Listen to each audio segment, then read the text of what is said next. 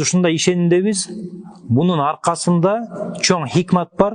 Allah Taala adilеттүү, eç kaçan Allah Taala zulümdük kılbayt deybiz. Ve ma Allahu bi zollamin lil ibad. Allah Taala pendelerge eç kaçan zulümdük kılbayt deydi. Zulümdük kim kılat? Pende özünü özü kılat. Je pendeler biri-birine kılat.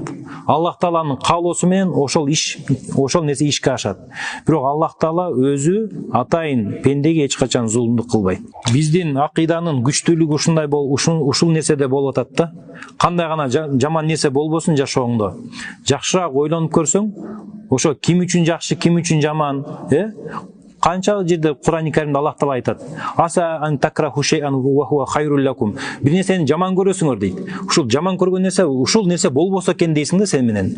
Болуп калса зулумдук болгондой болот. Бирок ал силер үчүн жакшылык болуп калышы мүмкүн дейт.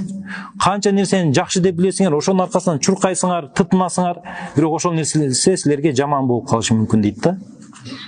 Ошондуктан Аллах Тааладан күткөн нерсе жакшылык гана болуш керек. Егер Аллах Таалага хусни зон болбосо, жакшы күмөн болбосо, анда адам акыретте эмес эле ушул дүйнөдө эле өзүн өзү жеп, азапты алып өтөт да.